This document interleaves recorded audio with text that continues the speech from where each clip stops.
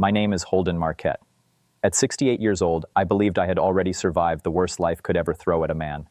I had buried my wife after 42 years of marriage. I had stood beside hospital beds and gravesides more times than I could count. I had watched friends, partners, and even family members slowly disappear from this world one after another. After a lifetime of building a logistics empire from a single warehouse into a company worth hundreds of millions, I thought I finally understood pain.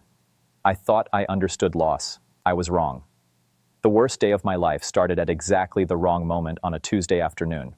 I remember it clearly because I had just finished going over quarterly reports with my executive team. Papers were spread across my desk. My assistant stood outside my office holding another file folder. Everything was normal, almost boring. Then my phone rang. The caller ID showed my son Theo. The moment I answered, I knew something was deeply wrong. Theo was not a man who panicked. He managed one of my biggest regional divisions and had handled pressure for years. But the voice I heard on that call did not sound like my son. It sounded like someone whose entire world had just fallen apart. "Dad," he said, struggling to breathe. "It's Poppy."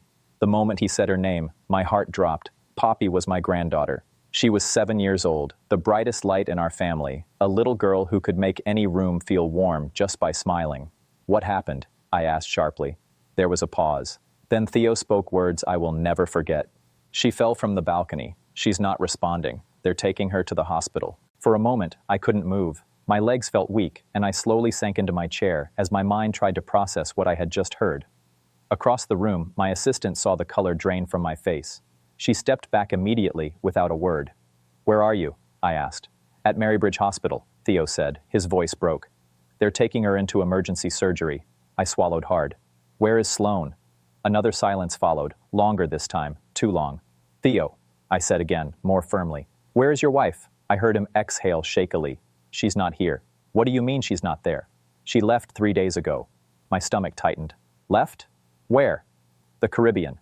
I stared straight ahead, unable to process it. My granddaughter was fighting for her life, and her stepmother was on vacation. It made no sense. It didn't fit together. Theo explained that he had been away on a business trip I had personally assigned him. He trusted Sloane to take care of Poppy. Instead, she had disappeared. As he spoke, a cold weight settled in my chest. Something was wrong. Deeply wrong. I had spent more than 40 years reading people, spotting lies, and negotiating deals. That instinct had built my empire, and now it was screaming at me. "Listen carefully," I said. "Stay with Poppy. Don't leave that hospital for any reason. I'm coming." "Dad, I'm already on my way." The call ended. I stood up, grabbed my jacket, and walked out of my office. Everyone I passed immediately stepped aside when they saw my face. Within minutes, my pilot was preparing my private jet. As the engines roared and the plane lifted into the darkening sky, I stared out the window and made a silent promise. Whoever was responsible for putting my granddaughter in that hospital was about to learn exactly how dangerous a grandfather could be when his family was threatened. The flight from New Jersey to Washington felt longer than any trip I had ever taken. I sat alone in the cabin, staring at my phone, checking again and again for updates from Theo. Nothing came. The silence was unbearable. My granddaughter was lying unconscious while doctors fought to save her life. But my mind kept circling one question over and over again. Why wasn't Sloane there?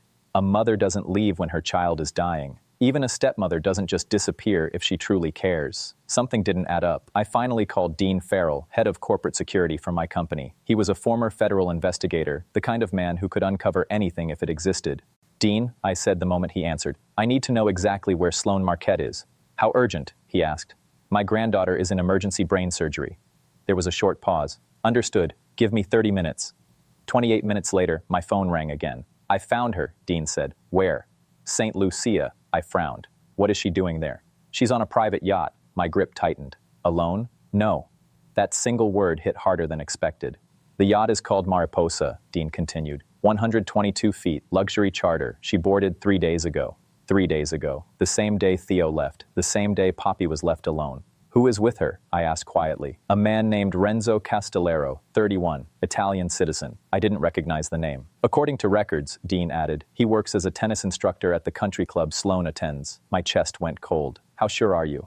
"I have photos, travel logs, marina footage, and credit card records. They're sharing a private cabin." For several seconds, I couldn't speak. My son was sitting in a hospital next to his dying daughter, while his wife was on a yacht with another man. Then Dean added the final piece. "This wasn't a last-minute trip. They've likely been involved for nearly 2 years." 2 years. The air inside the jet suddenly felt colder. 2 years of lies. 2 years of betrayal. 2 years of sitting at family dinners pretending everything was normal. Something inside me shifted in that moment. The panic disappeared. The grief steadied into something sharper, clearer. "Put a team on her," I said calmly. "I want eyes on that yacht 24/7. Every call, every transaction, every movement. I want everything." "Already started," Dean replied. "Good." I ended the call and looked out into the darkness again. Sloane thought she was on a luxury vacation. She had no idea her life was already starting to collapse. When I landed in Tacoma that night, it was almost 11 p.m. I didn't stop anywhere. A car was already waiting to take me straight to the hospital. During the drive, I kept replaying Theo's voice. I had heard fear before. I had heard grief before. But what I heard in him was something worse. Helplessness. At the hospital, the pediatric ICU was silent, too silent. Theo was sitting outside the ICU waiting area. When I saw him, my chest tightened. His clothes were wrinkled. His eyes were red and empty. He looked older than he should have. When he finally noticed me, he stood up and walked into my arms. He didn't speak, he just held on, shaking. I held him like I had when he was a child, like I had when we buried his mother. Some pain never really leaves. It just waits. "She's still in surgery," he whispered. "It's been hours." We stood there in silence. About half an hour later, the neurosurgeon came out. We both stood immediately. "The surgery was successful," the doctor said. "Relief hit Theo so hard he nearly collapsed, but the doctor wasn't finished. She suffered a skull fracture, internal bleeding, and serious trauma. She is stable, but the next 72 hours are critical." Critical. A word every family understands. It means nothing is certain. We were taken into the ICU. Nothing could have prepared me for what I saw. Poppy looked so small in that hospital bed. Half her hair was shaved. Machines surrounded her. Tubes ran everywhere. Monitors blinked softly in the dark room. The hummingbird bracelet I had given her on her birthday was still on her wrist. It nearly broke me. Just a week earlier, she had been running in my yard, laughing, asking questions about birds. Now she lay completely still. Theo reached for her hand and cried silently. I had survived wars in business, losses in life, and decades of struggle, but nothing felt heavier than this moment. I sat beside her and held her tiny hand. "You keep fighting," I whispered. "Grandpa is here." Then I leaned closer, and I made a promise. "The person responsible for this is going to lose everything." A few minutes later, Theo stepped out. I stayed alone with her in the dim light of machines. That was the moment something in me changed. Grief turned into focus. Pain turned into intent. When Theo returned, I had already made my decision. Sloane Marquette had no idea what was coming. By the next morning, I had barely slept. Every time I closed my eyes, I saw Poppy in that bed. At dawn, I stepped outside the ICU and called Dean again. "I found the nanny," he said. "Talk." "She was dismissed Saturday morning." I frowned. "Why?" Sloane told her Theo's mother would be staying with Poppy. I froze. Theo's mother was dead. She had been gone for years. "That's impossible," I said quietly. "I know," Dean replied. "The nanny didn't know. She believed her. She left." My pulse rose. So who was watching Poppy? A pause. No one. The word hit like a strike. No one. A 7-year-old child had been left alone. Dean continued. "The timeline is clear. Theo left Saturday. The nanny left shortly after. Sloane left the same day. Poppy stayed." My mouth went dry. "For how long?" 72 hours. 3 days. She had been alone for 3 days. Eating what she could find. Sleeping alone. Waiting for someone who never came. My stomach turned. "How did the accident happen?" I asked. She went upstairs to the media room. She stepped onto the balcony to wave at a dog outside. I held my breath. Then the railing broke. I pressed my hand against the wall. The railing broke? Yes. That detail stayed in my mind. For months, Theo had said that balcony needed repairs. Sloane had always claimed it was fixed. Now I knew it wasn't. "Find everything about that repair," I said. "I'm on it." I ended the call. When I returned to the ICU, Theo was reading a storybook to Poppy. His voice was shaking, but he didn't stop. I watched him for a moment. Then I sat down. "Dad?" he asked quietly. "What's wrong?" I looked at my son. "I think this is only the beginning." He frowned. "What do you mean?" I glanced at Poppy, and then back at him. "I don't think this was just an accident." Neither of us knew it yet, but everything was already starting to unravel into something far darker.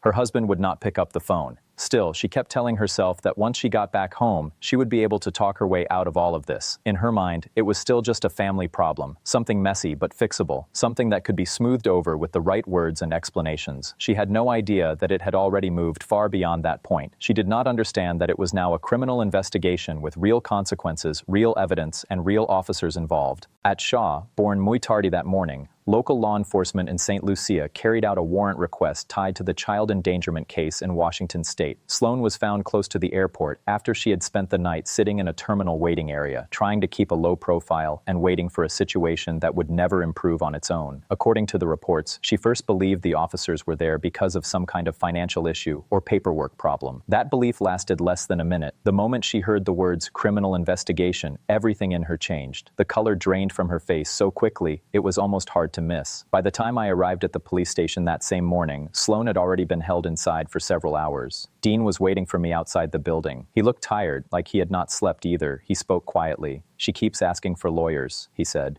"Good," I replied without hesitation. "She's going to need one." We walked together through long, cold, concrete hallways. The air inside the station felt heavy, like it had been sitting there for years. Eventually, we reached a secured detention section. The officer on duty stepped forward and stopped in front of a barred cell. I looked inside. For a few seconds, I honestly struggled to recognize her. The woman who used to sit at my table, wearing expensive jewelry, talking about vacations and plans like nothing in the world could touch her, was gone. The person in front of me now looked like a shadow of that version. Her hair was messy and tangled. Her makeup had been wiped away or worn off completely. Her face looked pale, tired, and empty in a way that made the room feel even colder. The moment she saw me, she jumped up and rushed toward the bars. "Hold in," she cried out. "Thank God you're here." I did not respond. I just stood there and looked at her. "Please," she continued quickly, almost tripping over her own words. "There's been a misunderstanding. I don't even know what's going on."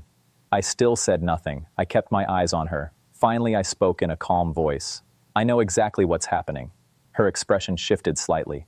It was small, but I noticed it right away. It was the first crack in whatever story she had been holding on to.